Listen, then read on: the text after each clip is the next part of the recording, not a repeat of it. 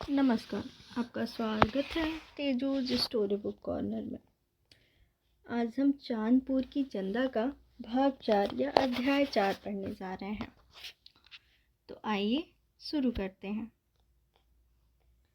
जैसे दिल्ली, कलकत्ता और बॉम्बे में Connaught place, Daryaganj, new market और बड़ा बाज़ार होता है, वैसे ही चांदपुर का अपना एक सुपरमार्केट था। ये सुपरमार्केट तब बना जब 70 के दशक में सरयू नदी से सटे गांवों को बाढ़ से बचाने के लिए टीएस बांध का निर्माण हुआ। ये बांध बलिया के तुर्ती पार से शुरू होकर चांदपुर होते हुए सुरेमनपुर तक जाता था। तुर्ती पार से सुरेमनपुर जाने के कारण इस बांध का नाम अखबारों ने टीएस बांध रख दिया और बिजनेस के देसी विशेषज्ञों ने इसके किनारे हर गांव का एक सुपरमार्केट बसा दिया। चांदपुर के सुपरमार्केट की विशेषता ये थी कि यहाँ एक ही दुकान पर सारी चीज़ें उपलब्ध रहती थीं। यानी लहसुन, धनिया, आटा, तेल, नमक की दुकान पर झाड़ू, बेलन, तसली भी खरीदा जा सकता था और झाड़ू की दुकान पर चूड़ी, चप्पल, चम्मच भी मिल सकते थे। चप्पल की दुकान पर तेल मिलने की पर्याप्त संभावना रहती थी और कपड़े की दुकान से चूड़ी, टिकुली, सेनुर भी मांगा जा सकता था। यहाँ साइकिल बनाने वाला मोटरसाइकिल भी बना सकता था और मौका दिया जाए तो ट्रक और ट्रैक्टर भी। लोग उसके इस हुनर का सलाम करते तब तक वो ब्लैक में पेट्रोल और डीजल बेचकर सबको चौंका भी सकता था। मिठाई के दुकान वाला चाय, पान तो रखता ही था, उसके मौके की नज़ाकत समझकर भांग बेचना भी शुरू कर दिया था। हाँ, सरयू के रास्ते बिहार से यूपी आने वाले ऊंचे दर्जे के मादक द्रव्यों की फ्रेंचाइजी चांदपुर दियार में ही थी। बड़ी मेहनत के बाद यहाँ उसकी छोटी मोटी शाखाएं ही छितरा पाई थीं, जो ज़्यादा से ज़्यादा बांध के नीचे महुआ और ताड़ी के नाम से चलती थीं। लेकिन प्रस्तुत दुकान का संबंध न आबकारी विभाग से था, न ही स्वास्थ्य विभाग से, बल्कि आधा विद्युत विभाग से था और आधा मनोरंजन विभाग से। दुकान के दरवाजे पर सफ़ेद चूने से मोटे मोटे अक्षरों में लिखा था, यहाँ खराब टीवी टेप बनता है और बैटरी चार्ज किया जाता है। वहीं बगल में स्केच और दफ्ती के सहारे एक और सूचना दी गई थी, 2 रुपया में एक गाना, कृपया यहाँ फालतू न बैठें। प्रो फुकन मिस्त्री, ग्राम चांदपुर। इस उपयुक्त सूचना में गाने का संबंध न किसी गायिका से था, न ही किसी नृत्यंगना से, बल्कि इसका संबंध एक समस्या के समाधान से था। इस समस्या का संबंध सीधे देश के युवा वर्ग से था, इसलिए इसका महत्व देश की किसी भी समस्या से कहीं ज़्यादा था। बात ये हुई थी कि उन दिनों गांव जवार के आशिकों को एक हिट गाना बजाने के लिए उस फिल्म का सूचना ऑडियो कैसेट खरीदना पड़ता था। कई फिल्मों के 1-2 गाने ही ठीक होते थे, बाकी के गाने तिरही पर भी बजाने लायक नहीं होते थे। ये समस्या वाकई बड़ी समस्या थी और हर बेरोजगार युवा जानता था कि अगर 60-70 रुपये खर्च करके एक ही गाना बजाया जाए तो कभी भी कटोरा लेकर ट्रेन में गाने की नौबत आ सकती है। इसलिए मौके पर चौका मारते हुए उस समय हर चट्टी चौराहे पर सादे ऑडियो कैसेट में मनपसंद गाना भरवाने की दुकानें खुलने लगी थीं। चांदपुर के फुकन उर्फ फूंकन मिस्त्री ने भी गाना कॉपी करने का एक साइड बिजनेस कर लिया था। यह बिजनेस सीडी कैसेट मार्केट में आने के बाद अपनी अंतिम सांसें गिन रहा था, लेकिन चांदपुर में इसके चलते रहने की अभी संभावना पर्याप्त मात्रा में मौजूद थी। अभी सुबह के 10 बज रहे थे और फुकन की दुकान खुल गई थी। धूप खिलकर सीधे दुकान में आ रही थी। दुकान के एक कोने में उजड़ी हुई टीवी के ठीक सामने विश्वकर्मा भगवान की तस्वीर थी। तस्वीर के सामने अगरबत्ती जल रही थी और दुकान के बाहर खड़े साउंड बॉक्स में गाना बज रहा था, दिल चीर के देख तेरा ही नाम होगा। गाना सुनते ही अचानक बगल वाले दुकानदार के दिल में दर्द उत्पन्न हो गया। उसने वहीं से आवाज़ दी, ए फूकन, तनिक अवजिया मध्यम करो भाई। बगल वाली दुकान डॉक्टर सुखारी लाल की डिस्पेंसरी थी, जिसका नाम हाल ही में सुखारी डायग्नोस्टिक सेंटर से अपना क्लिनिक एवं अपना हेलो सेंटर कर दिया गया था, क्योंकि डॉक्टर साहब ने मार्केट की डिमांड देखते हुए डिस्पेंसरी के साथ पीसीओ भी खोल लिया था। ये पीसीओ मरीजों को, खासकर दिल के मरीजों के लिए, अभी रामबाण औषधि की तरह काम कर रहा था। कहते हैं डॉक्टर सुखारी किसी जमाने में दिमागी चट्टी बहेरिया बलिया के मशहूर हकीम डॉक्टर एम नूरानी मिले हर शुक्रवार के यहाँ कई सालों तक कंपाउंडर रहे थे। इसलिए वो अपने उस्ताद का अनुसरण करते हुए पहले मरीजों का इलाज एलियोपैथिक तरीके से करते थे, फिर होम्योपैथिक और अंत में आयुर्वेदिक होते जाते थे। लेकिन पढ़ाई के दौरान स्त्री रोगों के बारे में 2-3 चैप्टर ज़्यादा पढ़ लेने के कारण वो स्त्री रोगों के मामले में बिना मरीज को देखे कोई रिस्क नहीं लेते थे। एक दिन की बात है, कहीं से खबर मिली कि चांदपुर के नन्हकुआ की भैंस की तबीयत ठीक नहीं है। भैंस देखते समय पता चला कि नन्हकू वो भौजी भी ठीक नहीं है। पशु रोग विशेषज्ञ बनकर भैंस देखने गए सुखारी डॉक्टर झट से स्त्री रोग विशेषज्ञ बन गए और नन्हकुआ की नई नवेली स्त्री और नई नवेली भैंस को ठीक कराए। लेकिन इसी बीच एक दुर्घटना हुआ ये कि कई दिन के इलाज के दौरान डॉक्टर साहब के सीने के उस हिस्से में दर्द उभर आया जिसे फिल्मी संगीत वालों ने दिल कहकर कई दशकों से बदनाम किया हुआ है। कहते हैं नन्हकू की भैंस और मेहरारू तो डॉक्टर साहब के इलाज से ठीक हो गई, लेकिन पहली बार सुखारी डॉक्टर को अपने डॉक्टर होने पर संदेह हुआ और संदेह इतना गहरा हुआ कि दिल में हमेशा दर्द रहने लगा। डॉक्टर साहब ने आज उसी दर्द को ठीक करने के लिए अभी एलियोपैथिक, होम्योपैथिक की जगह म्यूजिक थेरेपी का सहारा लिया हुआ था और फूकन की दुकान पर बज रहा ये गाना उनकी ही फरमाइश पर लगाया गया था। डॉक्टर साहब की आज्ञा मानकर फूकन ने आवाज़ कम करने के लिए हाथ बढ़ाया ही था कि अचानक सड़क पर एक साइकिल का ब्रेक लगा। चों की आवाज़ आई। मंटू साइकिल से उतरकर तेजी से फूकन की तरफ भागा। अब क्या हुआ? साइकिल पर बैठे बैठे राकेश ने पूछा। 1 मिनट भाई, बस 1 मिनट रुक जा, फूकन से एक काम है। राकेश 1 मिनट 2 मिनट के अंतर समझता। तब तक मंटू दौड़ता हुआ फूकन की दुकान पर पहुंच गया और हाफते हुआ बोला, लिखो। क्या? तू मेरी जिंदगी है, दिल ने ये कहा है दिल से।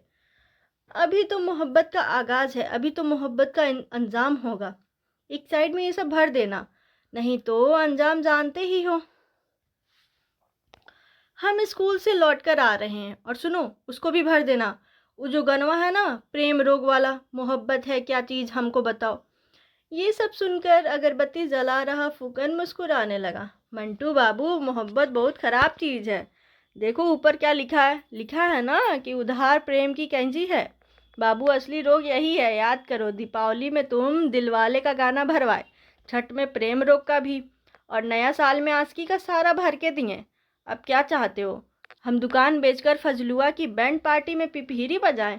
जल्दी से पुराना हिसाब करो, वरना हमारा तुम्हारा मोहब्बत आज ही ख़त्म। मंटू इस धमकी पर चुप हो गया और ऊपर गुड्डू रंगीला के भोजपुरी एल्बम 80 ना 85 हमके 90 चाहिए, ए चिंटुआ की दीदी हमके अब्बे चाहिए का सूक्ष्म निरीक्षण करने लगा, मानो उसे कोई जवाब न सूझ रहा हो। इधर मौके की नज़ाकत समझकर डॉक्टर सुखारी ने अपने क्लिनिक से ही आवाज़ दी, ए फूकन, एक बात जाने। कौन बात है डॉक्टर साहब? यार कल फजलुआ कह रहा था कि डॉक्टर साहब बैंड पार्टी का लौंडा पिपीहिरी बजाने वाले के साथ भाग गया है। सट्टा लिखवाकर पूरी पार्टी फंस गई है। साला इन लोकल लौंडा का कोई भरोसा नहीं है कि कब ट्रेन में जाकर घाघरा उठा देगा, जून से फिर कलकतिया नचनिया लाएगा। फूकन ने फजलू बैंड पार्टी ग्राम चांदपुर के इस नचनिया प्रकरण पर तनिक भी ध्यान नहीं दिया। वो मंटू की आंखों में आंखें डाल रहा खड़ा था, मानो जवाब का इंतजार कर रहा हो। इधर मंटू बगले झांकने लगा था, उधर राकेश की सांसें घड़ी की सुई के साथ बढ़ती जा रही थीं। दोनों की नज़रों में अपनी इज्जत बचाते हुए मंटू ने कहा, यार ये तुम्हारा उधार कैंची हो चाहे बर्छी भाला हो, कब पैसा रखे है तुम्हारा, बोलो। जिस दिन अंदाज का गाना भरवा कर ले गए उसी दिन कैसेट की रील टूट गई। पता न कैसे तुमने अर्थिंग जोड़ दिया था कि टेप की आईसी उड़ गई। तब से न बिजली आई न हम इधर आए। अभी स्कूल जा रहे हैं, लेकिन सरस्वती पूजा से पहले दे देंगे विद्या कसम। इस कसम पर राकेश को गुस्सा आने लगा। वो घड़ी देखते हुए बोला, अरे यार तुम्हारे दिमाग में भूसा भरा है क्या? बाद में प्रेम रोग नहीं भरवा सकते हो, पहले स्कूल तो चलो। राकेश को अनसुना कर क्लिनिक के भीतर से ही डॉक्टर साहब बोले, और मंटू बाबू क्या हाल चाल है? टेपुआ हमारा ठीक से बज रहा है ना? दिन रात छत पर बेवफा सनम का गाना सुनाई दे रहा है। कौन दिल तोड़ दिया है भाई? अरे डॉक्टर साहब, टेप तो एकदम ठीक है बज रहा है, लेकिन इतना रील तोड़ रहा है कि हमारा दिल टूट गया है। डॉक्टर साहब कुछ बोलते हैं इसके पहले फूकन बोला, ससुरारी का सामान है तो बजबे न करेगा। भौजाई भी तो बोलती हैं कि लगता है कि साधना सरगम की सगी फूआ बोल रही हैं। मंटू हंसने लगा। इधर डॉक्टर साहब चुप रहे, क्योंकि वो डॉक्टराइन से बहुत प्रेम करते थे और हमेशा चाहते थे कि कोई उनके सामने उनकी बीबी का नाम ना ले। ये बात नन्हकू वो भौजी भी जानती थी और चांदपुर गांव भी। बस फूकन को इसकी परवाह नहीं थी और वो मज़े लेने के एक भी मौके नहीं छोड़ता था। लेकिन मंटू को इन सब बातों में कोई रुचि नहीं थी। उसने हाथ मलते हुए कहा, हमको ये सब नहीं जानना। तुम डॉक्टर साहब से मजाक करते रहना। अभी बस गाना भरो, हम स्कूल से लौटकर आ रहे हैं। मनोहर मास्टर हाजिरी लगा रहे होंगे। इतना कहकर मंटू जाने लगा। फूकन खामोशी की चादर ओढ़े हथेलियों को रगड़ने लगा। बोनी खराब कर दिया ना हमारा। साइकिल पर बैठते हुए मंटू चिल्लाया, अरे फूकन भैया, चांदपुर दियार में जिस दिन दनादन कट्टा चल रहा था, उस दिन आपको और आपके भाई बित्तन को बचाने वाले हम ही थे। उस दिन आपको कुछ हुआ होता तो आज बोहनी कराए लायक नहीं होते, नहीं बित्तन ऑटो चलाने लायक। इस गर्वित और रौबदार ताने के बाद मंटू के कंधे चौड़े हो गए। फूकन मुस्कुराने लगा। सुखारी डॉक्टर हंसने लगे। चट्टी में आसपास की दुकानों में बैठे लोग मंटू को देखने लगे। मंटू साइकिल पर बैठ गया। इधर घड़ी ने 10:15 बजा दिया। राकेश ने पैडल मारा और तेजी से चलने लगा। स्कूल अभी भी 1.5 किलोमीटर दूर था। लोग बांध पर बैठकर धूप सेक रहे थे। कई जगह पुआल सुखाया जा रहा था तो कई जगह लेवा गुदड़ी बिछौनों की नमी सेकी जा रही थी। खेतों में अलग ही नशा छाया हुआ था। मंटू ने सरसों के खेतों की तरफ देखकर अंगड़ाई लेते हुए कहा, रुको न यार, जरा बाल तो झाड़ ले, वरना पिंकिया कहेगी कि दिन भर तो सलमान खान बनकर सरजू घाट पर नाव चलाते हो और कादर खान बनकर स्कूल आते हो। इज्जत खराब हो जाएगी ना यार। एक तो साला आजकल ऐसे भी भाव नहीं दे रही है। राकेश ने भी भाव नहीं दिया। उसने साइकिल की चाल बढ़ा दी और सामने आ रही भेड़ों के एक झुंड से बचने के लिए दनादन घंटी बजाने लगा। मंटू को अपनी उपेक्षा बर्दाश्त न हो सकी। उसका धैर्य टूट गया, मुंह लटक गया। बड़ी देर सोचने के बाद पूछा, काहे ओल जैसा मुंह बनाए हो यार, कुछ बोलते क्यों नहीं? अच्छा सविता भी तो आई होगी ना, क्यों? कहीं इसलिए तो तेजी में नहीं हो? इतना पूछकर वो सड़क किनारे चल रही गन्ने की पिराई का औचक निरीक्षण करने लगा। राकेश ने सामने आ रही जिप देखकर चाल धीमी करते हुए कहा, चुपचाप बैठो साले, इतनी बेताबी थी तो सुबह जल्दी उठे होते। किसने कहा था 10 बजे तक सो? मंटू साइकिल के पीछे बैठा चुप हो गया, मानो राकेश से अब बहस करना अपना एनर्जी बर्बाद करना हो। अचानक साइकिल फिसलते हुए रुक गई। स्कूल का गेट आ गया। गेट के ऊपर एक बैनर हिल रहा था जिस पर लिखा था, Phuleshwari Devi memorial inter college Chandpur, UP board से मान्यता प्राप्त। कहते हैं इस इंटर कॉलेज को 3 साल में यूपी बोर्ड से मान्यता मिली थी, लेकिन 1 साल के अंदर ही देश के सुदूर अंचलों में ये मान्यता मिल गई थी कि इस स्कूल से गधा भी पास हो सकता है। यही कारण था कि जल्दीबाजी में स्कूल को ईंट, बालू, सीमेंट और टीन सेट से काम चलाऊ बनाकर सारा फोकस गधों को पास कराने पर दिया गया था। अभी 6वीं से लेकर 12वीं तक की पढ़ाई राम भरोसे चल रही थी। राम भरोसे यादव इस स्कूल के सगे प्रिंसिपल थे। वैसे तो इस कॉलेज में कई क्लर्क और कई प्रिंसिपल थे, लेकिन अपनी तमाम योग्यताओं का लोहा मनवाकर मनोहर मास्टर ही इसके एकमात्र स्थायी मास्टर बन पाए थे।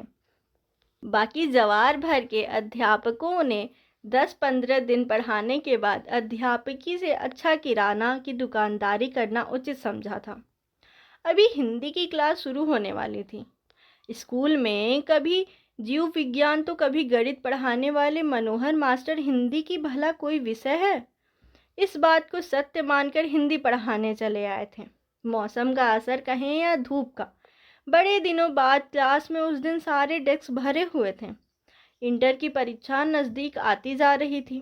विद्यार्थियों में डर कम, उत्साह ज़्यादा दिख रहा था। मास्टर साहब ने रजिस्टर देखते हुए कहा, आज की हाजिरी लगी?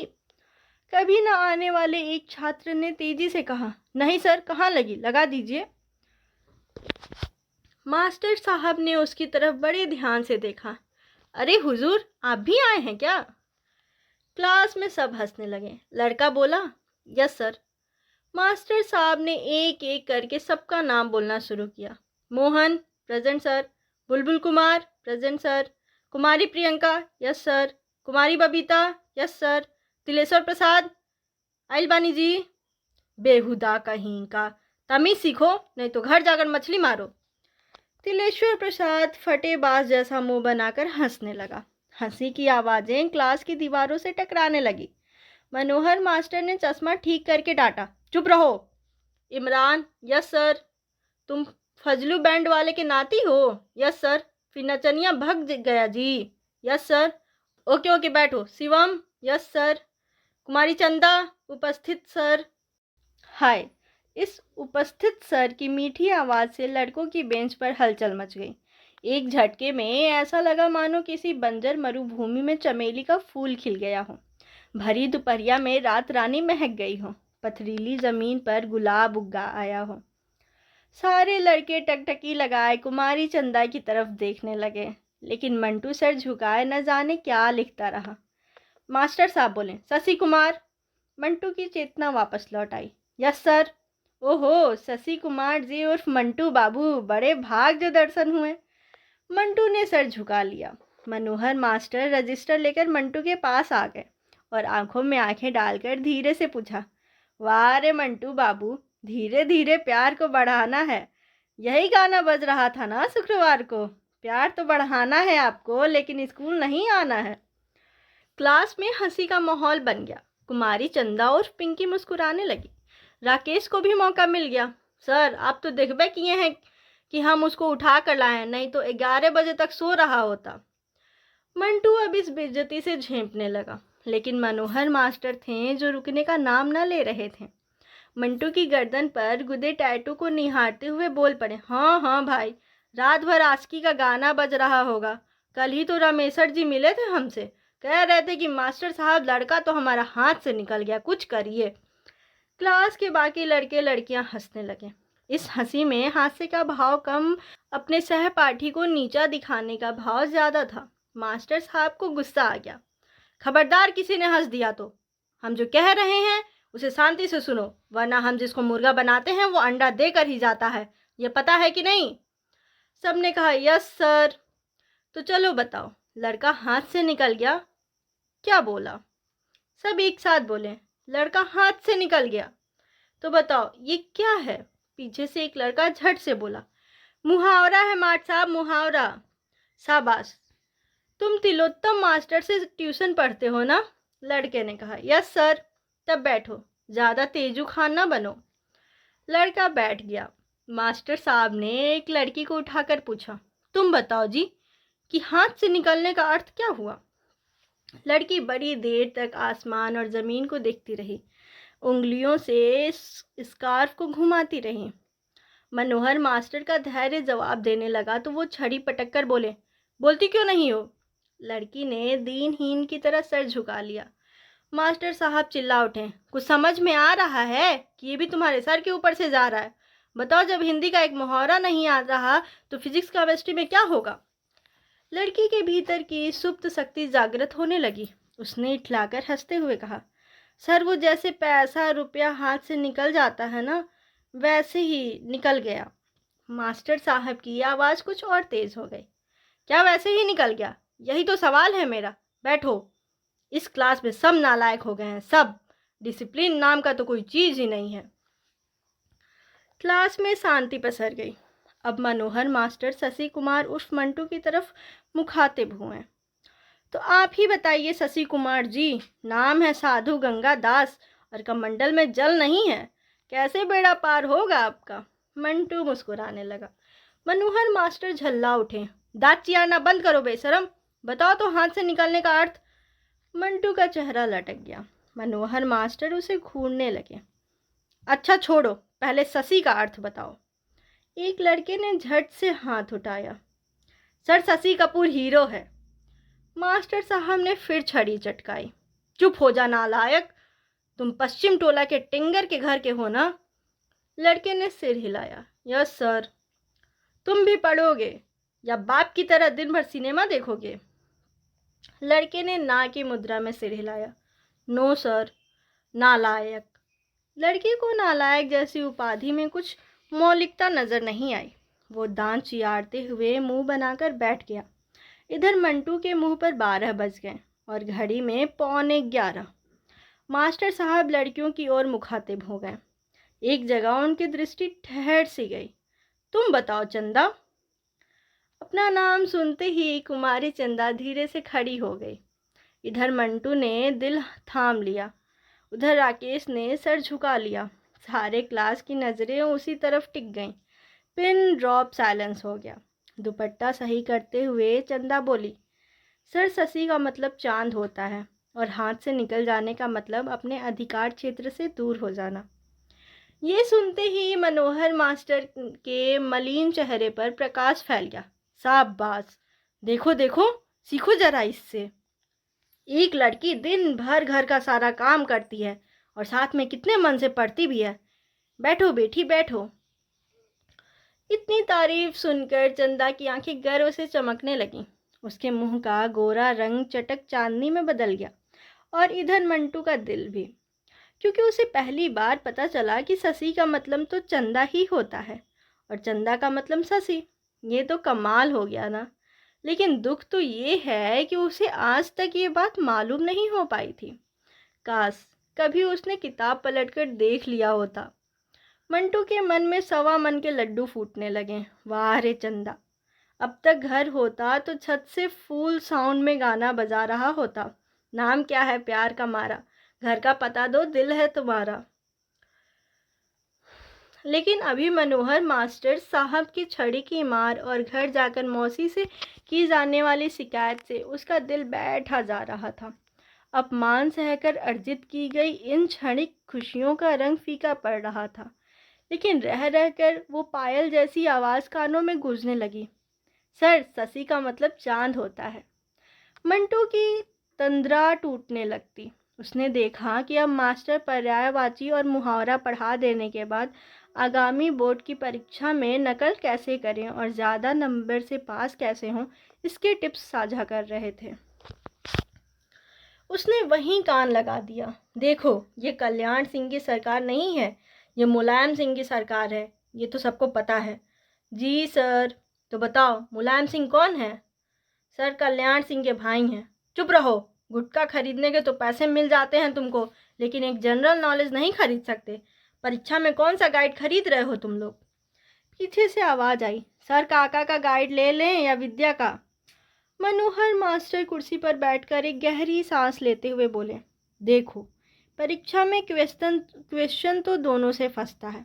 विद्या का गाइड थोड़ा साइज में बड़ा आने लगा है। उड़ाका दल जब चेक करने आता है तब उसको पॉकेट में रखने या छिपाने में दिक्कत होता है। इसलिए मैं कहूँगा कि काका का भी ले लो और अभी 1 महीना समय है। अभी से लेकर पूरा गाइड रट जाओ, देखो कि कहाँ कौन सा टॉपिक है। अगर प्रश्न सूरदास का काव्य सौंदर्य आए तो इतना ज्ञान होना चाहिए कि सूरदास काका वाली गाइड में किस पन्ने पर है और विद्या वाली गाइड में किस पन्ने पर। नकल के लिए भी अकल चाहिए, क्या समझे। आवाज़ आई, यस सर। तो बताओ सूरदास क्या करते थे। तुम खड़े हो। ए तेरे नाम। सूरदास क्या करते थे। अपने लंबे बाल सही करते हुए एक लड़के ने कहा, सर ये तो नहीं पता। उसके बगल में बैठा एक दूसरा लड़का उठा और दांत चियार कर कहा, सर रेवती स्टेशन पर भीख मांगते थे, कभी कभी चांदपुर भी आते थे। चुप नालायक, न जाने कहाँ दिमाग रख कर स्कूल आता है। मैं किस सूरदास कवि की बात कर रहा और ये किस गंजेड़ी चोर की बात कर रहा। मूर्ख कहीं का, बैठ जा। लड़का सहम कर बैठ गया। मास्टर साहब तसल्ली की सांस लेकर बोले, बताओ, ऐसे गधों को मुलायम सिंह, मायावती क्या जयललिता भी पास नहीं करवा सकती। इसलिए कह रहा कि गाइड पे ध्यान दो, गाइड पे। अचानक घंटी लगी और मास्टर साहब इस अंदाज में खड़े हुए मानो उनका गला छूटा हो।